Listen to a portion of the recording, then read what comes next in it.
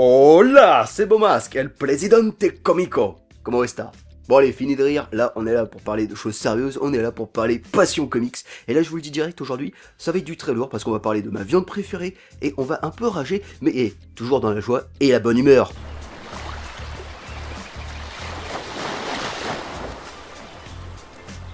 Et juste avant de commencer, je tenais tous à vous remercier parce que il y a quelques jours, j'ai reçu cette carte postale dessinée par le maître Steve Lieber, le dessinateur de The Fix. Voilà, un petit pretzel qui a pas l'air très heureux, je pense qu'il a pas la passion comics en lui. Et voilà, il m'a envoyé ça pour me remercier d'avoir organisé le concours français The Fix.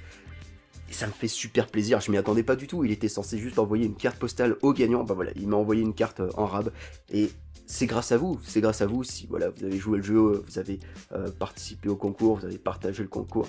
Voilà, lui il était super enthousiaste, il m'a vraiment remercié et en cadeau il m'a envoyé ce petit truc qui est un trophée que je vais afficher chez moi, je suis super content. Ouais. Merci à tous la famille.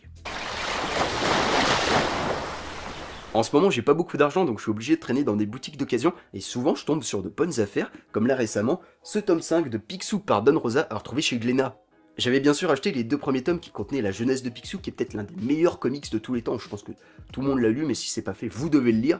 Et j'avais pas continué parce que c'est quoi, c'est en 7 tomes cette intégrale Don Rosa, mais les bouquins sont pas donnés, et là je suis tombé sur un rapport qualité-prix vraiment imbattable, et en le feuilletant je me suis rendu compte que ce tome-là contenait les meilleures histoires de Don Rosa selon moi sur Picsou et Donald, et je ne pouvais pas ne pas l'acheter. Et même Don Rosa lui-même le dit dans la préface, s'il y a un seul tome à acheter, c'est celui-là. On y retrouve le trésor de Crésus, le Dissoutou, l'épisode où Donald y retourne dans le temps pour affronter le roi Arthur, l'épisode aussi où Picsou et lui sont réduits à la taille de fourmis, t'as quoi d'autre, t'as ouais, l'épisode anniversaire de Donald pour ses 60 ans, pareil, l'épisode anniversaire de Picsou, où là il va être confronté à tous ses ennemis, t'as l'épisode aussi où Mystique modifie leur gravité, bref, plein d'épisodes que j'avais adoré lire dans les Picsou Magazine à l'époque, et là je les ai relus, et ça a pas vieilli, c'est même parfois encore plus drôle. Si vous n'avez jamais lu ça, foncez, parce que c'est pas du tout des histoires pour gamins, hein. C'est du Indiana Jones avec un humour assez british, et c'est juste génial.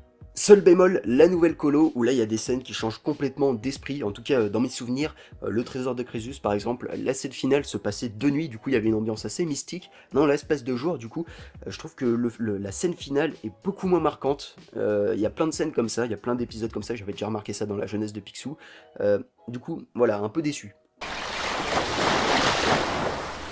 En voilà un comics que j'attendais pas du tout. Ça faisait un moment que j'avais pas lu du 4 Fantastique, ce qui est un peu normal vu qu'ils sont assez absents dans l'univers Marvel depuis quelques années, et ce qui est pas plus mal d'ailleurs, parce que je pense qu'on a un peu fait le tour avec les personnages, et sérieux, je sais qu'il y a beaucoup de personnes qui veulent le retour, mais les gars, vous lisiez pas leur série à la base, et à part le Ron Dickman, il y avait quoi de bien sur eux?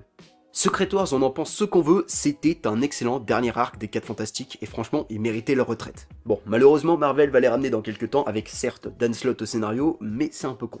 Bref, Fantastic Four 1, 2, 3, 4, déjà super titre, et bah c'est une très bonne surprise. Je savais pas du tout que Grant Morrison avait écrit du FF, et en tant que grand fan de Morrison, et bah c'était un achat obligatoire. Surtout qu'on a une magnifique couverture de Donny Bajram qui est la meilleure couverture qu'on a eue pour les 20 ans de Panini, et on est très très loin du désastre que ça a été le Astonishing X-Men. Non seulement la couverture est horrible et j'ai mal pour mes X-Men, mais en plus ce tome c'était une arnaque. Ça contenait juste le premier arc de la série, donc si tu voulais avoir la suite, t'étais obligé de racheter le premier vrai tome 1. Sérieux Panini, là vous avez un peu abusé.